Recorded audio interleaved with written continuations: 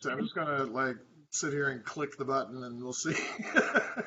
Right. um, yeah, so let me just give a quick overview, and Michelle, to stay pretty brief because I know time is always of the essence. And then if other folks join us, then that's great.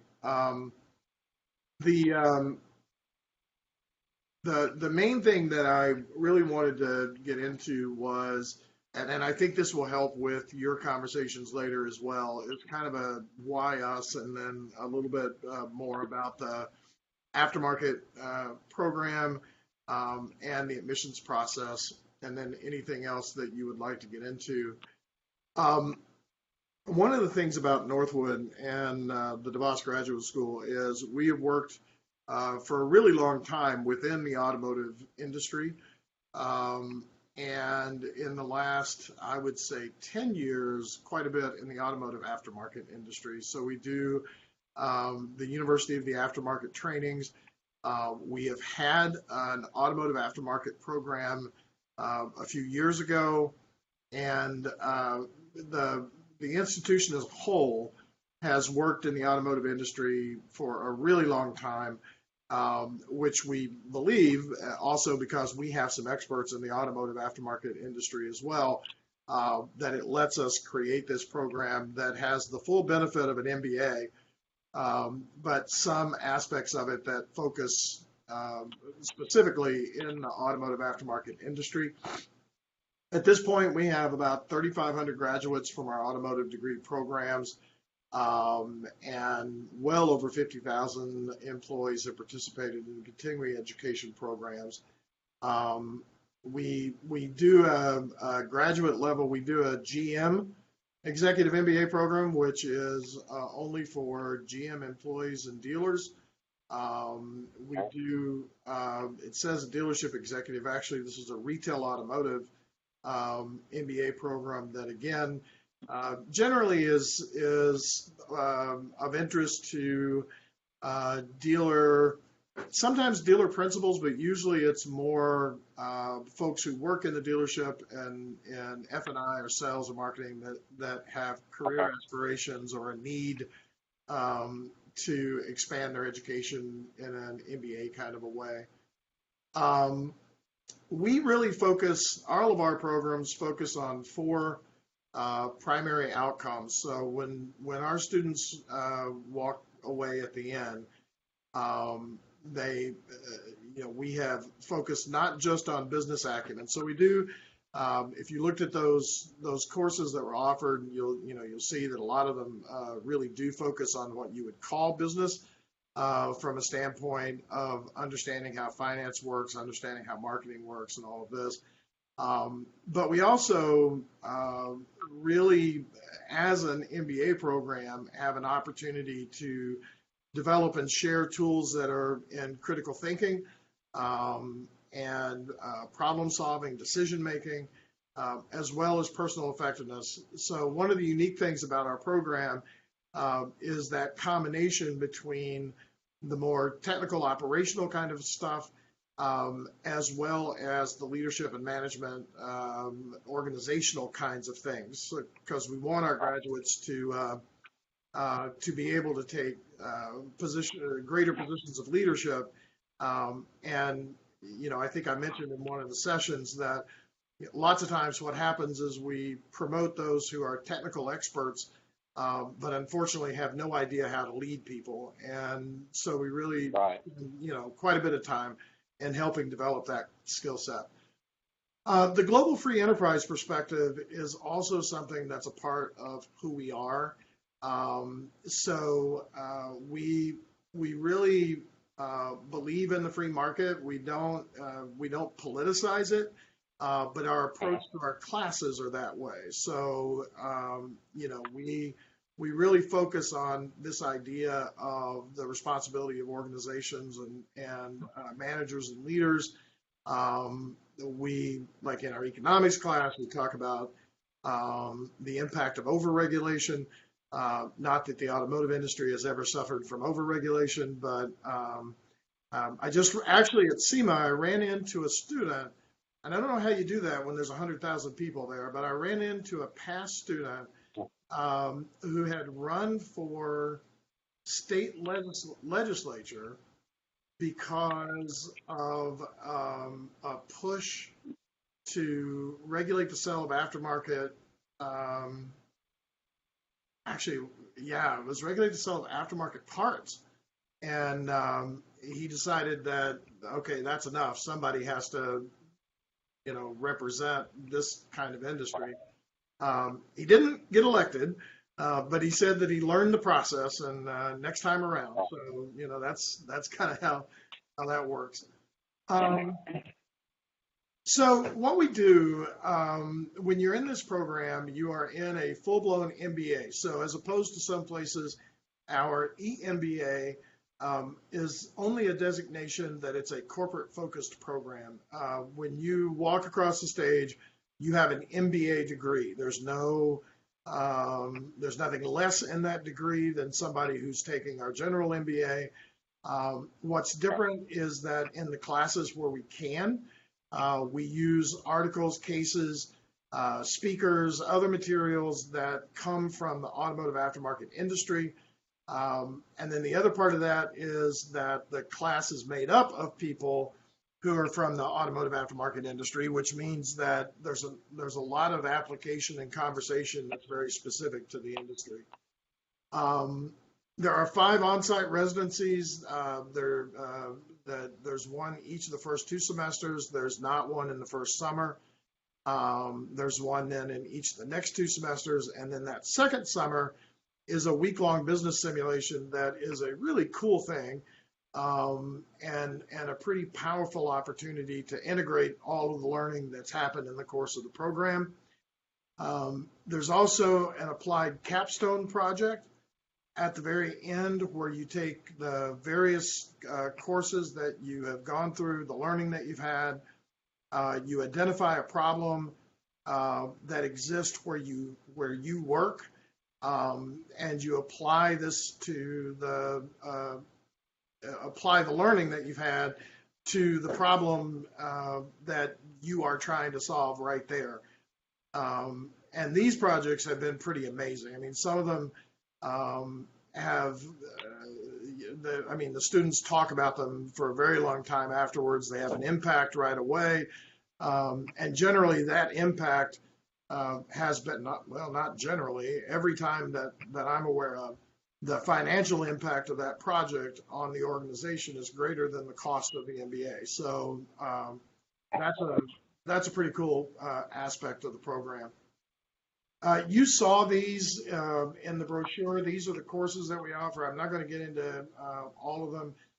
The one thing about that first one that's listed, that $699, that is a course that is created between the instructor and the students. What we do is we identify 3 or 4 main themes that are important in the automotive aftermarket industry.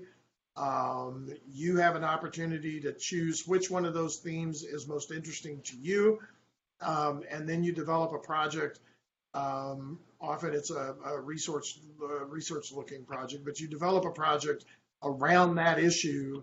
And our goal there is to make sure that we're talking about issues that are in the moment important to understand or get your head around. So this would be a place where actually some of the topics that they talk about at AAPEX education session, you would see some of those topics actually show up here.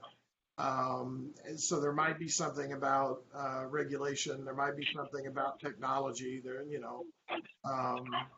artificial intelligence, whatever it is that seems important, but that becomes very specific to the automotive aftermarket industry.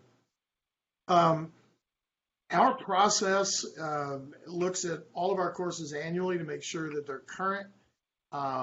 We are not academics. Our university as a whole is focused on teaching.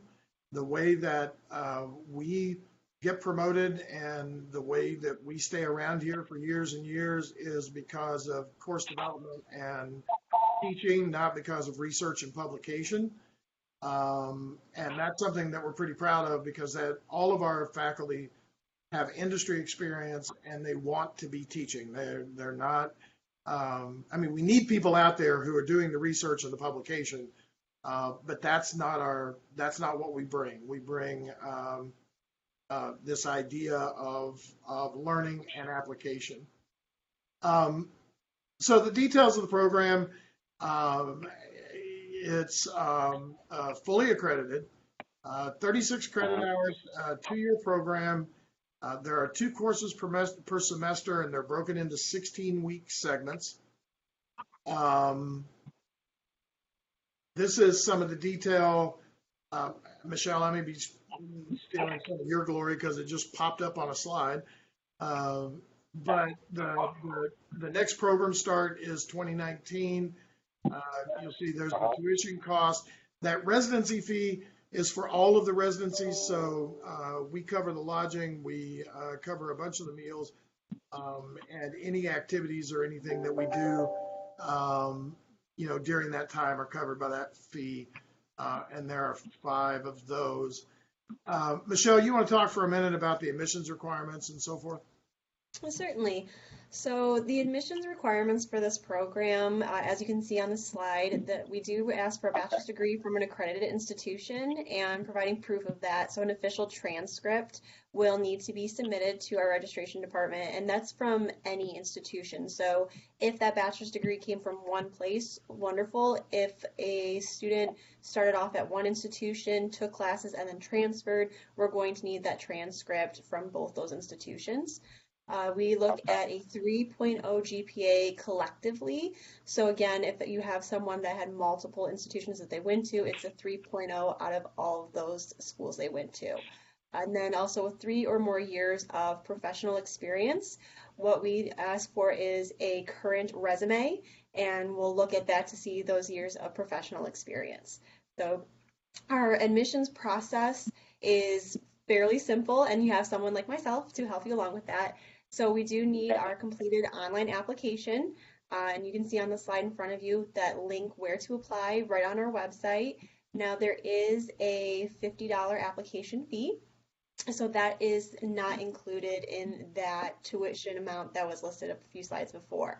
After we complete the online application, as I already mentioned, submitting those official transcripts, and you can submit them at the same time. Some people choose to wait until they hear back from myself saying I received your online application, because again, I'm helping you through that. Submitting that resume, you just send that right to me via email. And then once I have all those items, we do an interview. And it's not a scary interview like a job application interview. It is just so I can get to know the applicant a little better. You know, what are the goals? What are you hoping to get out of this program? Answer any last minute questions.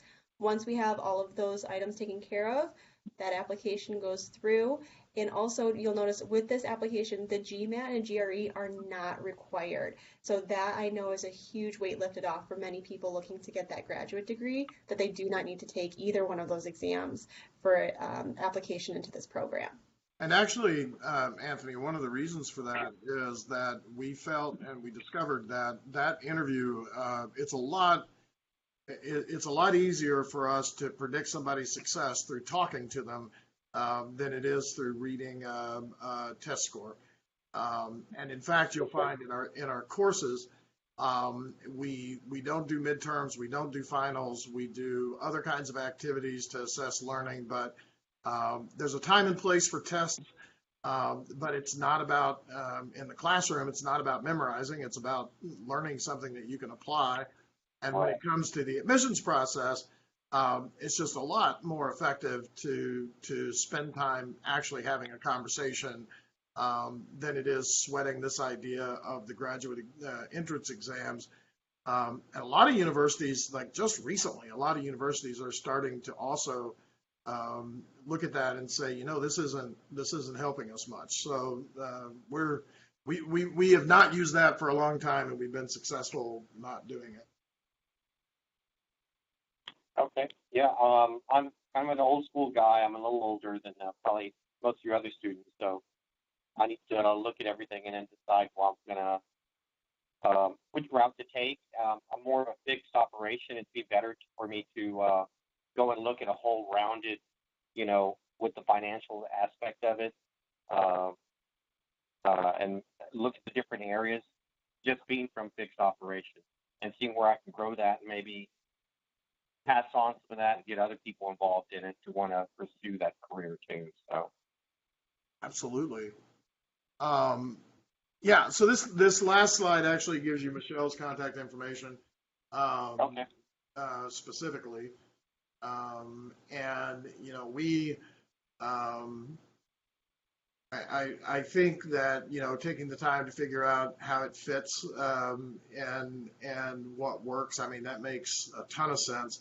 I do know that Michelle. I'm gonna speak like she's not on here, but I know that any question, big or small, she's certainly very responsive and eager to answer.